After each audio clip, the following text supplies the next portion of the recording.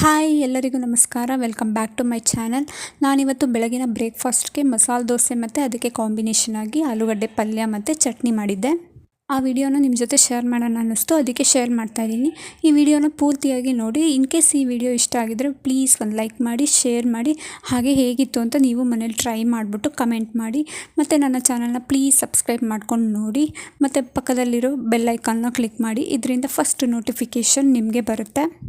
ಬನ್ನಿ ಇವಾಗ ಇದು ಆಲೂಗಡ್ಡೆ ಪಲ್ಯ ಮತ್ತು ಚಟ್ನಿ ಹೇಗೆ ಮಾಡೋದು ಅಂತ ತೋರಿಸ್ಕೊಡ್ತೀನಿ. ನಾನಿಲ್ಲಿ ಕುಕ್ಕರಲ್ಲಿ ಒಂದು 3 ಆಲೂಗಡ್ಡೆನ, ಅಂದರೆ ದೊಡ್ಡ ಸೈಜು, ಇಲ್ಲಿ ನಾನು ತೋರಿಸ್ತಾ ಇದ್ದೀನಲ್ಲ ಆ ಸೈಜಲ್ಲಿ 3 ಆಲೂಗಡ್ಡೆನ ಮಧ್ಯಕ್ಕೆ ಕಟ್ ಮಾಡಿಬಿಟ್ಟು ಅದನ್ನು ಚೆನ್ನಾಗಿ ಒಂದು 3-4 ಸತಿ ತೊಳೆದ್ಬಿಟ್ಟು ಅದನ್ನು ಕೂಗಕ್ಕೆ ಇಡ್ತಾಯಿದ್ದೀನಿ. ಇದಕ್ಕೆ ನೀರನ್ನ ಇದು ಮುಳುಗುವಷ್ಟು ಹಾಕಿ, ಅಂದರೆ ಈ ಆಲೂಗಡ್ಡೆ ಪೂರ್ತಿ ಮುಳುಗಬೇಕು, ಅಲ್ಲಿ ತನಕ ನೀರು ಹಾಕಿ ರುಚಿಗೆ ತಕ್ಕಷ್ಟು ಉಪ್ಪು ಎಷ್ಟು ಬೇಕೋ ಅಷ್ಟು ಹಾಕ್ಕೊಳ್ಳಿ. ಒಂದು ಅರ್ಧ ಚಮಚ ಹಾಕಿದ್ರೆ ಸಾಕು ಉಪ್ಪು.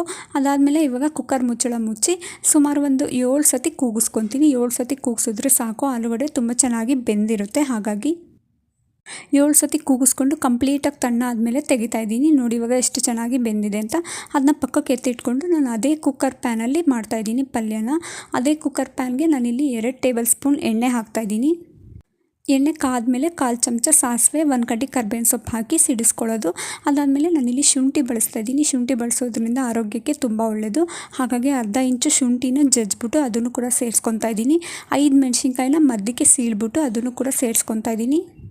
ಅದಾದಮೇಲೆ 2 ಮೀಡಿಯಮ್ ಸೈಜ್ ಈರುಳ್ಳಿನ ಉದ್ದುದಕ್ಕೆ ಕಟ್ ಮಾಡ್ಕೊತಾ ಇದ್ದೀನಿ. ಆಲೂಗಡ್ಡೆ ಪಲ್ಯಕ್ಕೆ ಉದ್ದುದಕ್ಕೆ ಕಟ್ ಮಾಡಿಕೊಂಡ್ರೆ ಟೇಸ್ಟ್ ಇರುತ್ತೆ. ಹಾಗಾಗಿ ಅದನ್ನು ಸೇರಿಸ್ಕೊಂಡು ಜೊತೆಗೆ ಅದು ಫ್ರೈ ಆಗ್ತಿರುವಾಗಲೇ ರುಚಿಗೆ ತಕ್ಕಷ್ಟು ಉಪ್ಪು ಸೇರಿಸ್ಕೊಂಡ್ಬಿಡ್ತಾ ಇದ್ದೀನಿ. ನಾನು ಈ ಹಂತದಲ್ಲಿ ಉಪ್ಪನ್ನ ಸೇರಿಸ್ಕೊಂಡ್ಬಿಡ್ತಾ ಇದ್ದೀನಿ.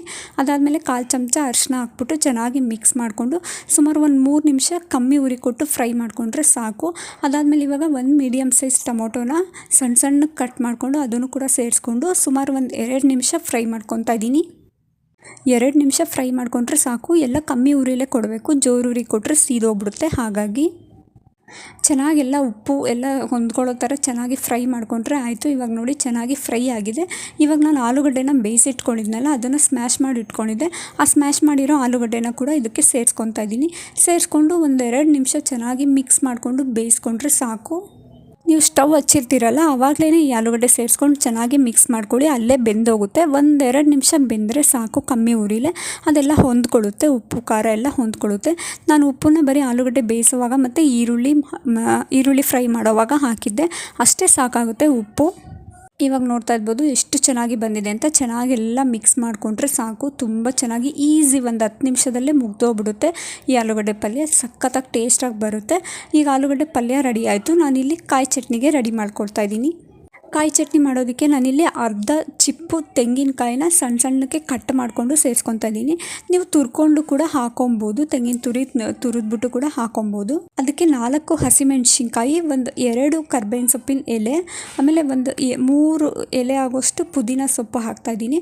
ಅದಾದಮೇಲೆ ಒಂದು ಅರ್ಧ ಇಂಚು ಶುಂಠಿ, 4 ಬೆಳ್ಳುಳ್ಳಿ ಎಸಳು, ಒಂದು 3 ಟೇಬಲ್ ಸ್ಪೂನ್ ಆಗೋಷ್ಟು ಹುರಿಗಡಲೆ ಹಾಕ್ಕೊಂಡು ಕೊನೆಯಲ್ಲಿ ಉಪ್ಪನ್ನ ನಾನು ಇಲ್ಲೇ ಹಾಕ್ಕೊಂಡ್ಬಿಡ್ತೀನಿ. ಏಕೆಂದರೆ ರುಬ್ಬೋವಾಗಲೇ ಅದು ಮಿಕ್ಸ್ ಆಗಿ ಚೆನ್ನಾಗಿ ಹೊಂದ್ಕೊಳ್ಳುತ್ತೆ. ಹಾಗಾಗಿ ಹಾಕ್ಕೊಂಡು ಇವಾಗ ತರಿಯಾಗಿ, ತುಂಬ ನುಣ್ಣಗೂ ಬೇಡ, ತುಂಬ ತರಿ ಆಗೋ ಬೇಡ, ಮೀಡಿಯಮ್ ಆಗಿ ರುಬ್ಕೊಂಡ್ಬಂದರೆ ಸಾಕು. ತುಂಬ ಚೆನ್ನಾಗಿ ಬರುತ್ತೆ. ದೋಸೆಗೆ ತುಂಬ ನೀರಂಗೂ ಇರಬಾರ್ದು, ತುಂಬ ಗಟ್ಟಿಯಂಗೂ ಇರಬಾರ್ದು. ಆ ರೀತಿಯಾಗಿ ಚಟ್ನಿ ಇದ್ದರೆ ಸಖತ್ತು ಟೇಸ್ಟ್ ಕೊಡುತ್ತೆ. ಹಾಗಾಗಿ ಇವಾಗ ನೋಡಿ ಚಟ್ನಿ ಕೂಡ ರೆಡಿ ಆಯಿತು. ಎಷ್ಟು ಚೆನ್ನಾಗಿ ಬಂದಿದೆ ಅಂತ ಅಂದ್ಬಿಟ್ಟು ನಾನಿಲ್ಲಿ ಕರ್ಬೇವಿನ ಸೊಪ್ಪನ್ನ ಬಳಸ್ತಾ ಇದ್ದೀನಿ. ಕೊತ್ತಂಬರಿ ಸೊಪ್ಪಿದ್ದರೆ ಅದನ್ನು ಕೂಡ ಬಳಸ್ಬೋದು. ನಾನು ಕೊತ್ತಂಬರಿ ಸೊಪ್ಪು ಬಳಸಲ್ಲ. ಕೊನೆಯಲ್ಲಿ ಒಂದು ಒಗ್ಗರಣೆ ಕೊಟ್ಟರೆ ಸಾಕು. ಅಂತಂದರೆ ಸಾಸಿವೆ, ಎಣ್ಣೆ, ಜೀರಿಗೆ ಹಾಕಿ, ಒಣಮೆಣ್ಸಿನ್ಕಾಯಿ ಹಾಕಿ, ಕರ್ಬೇವಿನ ಸೊಪ್ಪು ಹಾಕಿ ಒಗ್ಗರಣೆ ಮಾಡಿದ್ರೆ ಸಾಕು. ಸಖತ್ ಟೇಸ್ಟಿಯಾಗಿರುತ್ತೆ ಈ ಥರ ಚಟ್ನಿ. ನೀವು ಕೂಡ ಮನೇಲಿ ಒಂದು ಸತಿ ಟ್ರೈ ಮಾಡಿ ನೋಡಿ, ಹೇಗಿತ್ತು ಅಂತ ನನಗೆ ಕಮೆಂಟ್ ಮಾಡಿ.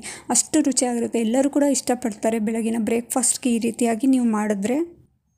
ನಾನಿಲ್ಲಿ ಮಸಾಲೆ ದೋಸೆ ಥರ ಮಾಡೋಣ ಅಂತ ಅಂದ್ಬಿಟ್ಟು ಎಲ್ಲ ರುಬ್ಬಿಟ್ಕೊಂಡು ಮಸಾಲೆ ದೋಸೆ ಥರನೇ ಮಾಡ್ತಾಯಿದ್ದೀನಿ. ಅಂದರೆ ಪರ್ಫೆಕ್ಟಾಗಿ ಏನು ಬಂದಿಲ್ಲ ಮಸಾಲೆ ದೋಸೆ, ನಾರ್ಮಲಾಗಿ ಬಂದಿದೆ.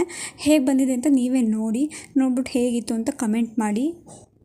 ಬರೀ ಒಂದು 10-15 ನಿಮಿಷದಲ್ಲೇ ಸಾಕು. ನಾವು ದೋಸೆ ಮಾಡ್ತಿದ್ದೀವಿ ಅಂತಂದರೆ ಈ ರೀತಿ ಆಲೂಗಡ್ಡೆ ಪಲ್ಯ ಮತ್ತು ಕಾಯಿ ಚಟ್ನಿ ಮಾಡಿಕೊಂಡ್ರೆ ಸಖತ್ತು ಟೇಸ್ಟ್ ಕಾಂಬಿನೇಷನ್. ಹೋಟೆಲಲ್ಲಿ ಹೇಗೆ ಕೊಡ್ತಾರೋ ಹಾಗೆ ಬಂದಿರುತ್ತೆ.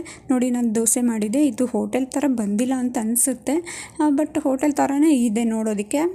ನೀವು ಈ ರೀತಿಯಾಗಿ ಟ್ರೈ ಮಾಡಿ ಹೇಗಿತ್ತು ಅಂತ ನನಗೆ ಕಮೆಂಟ್ ಮಾಡಿ.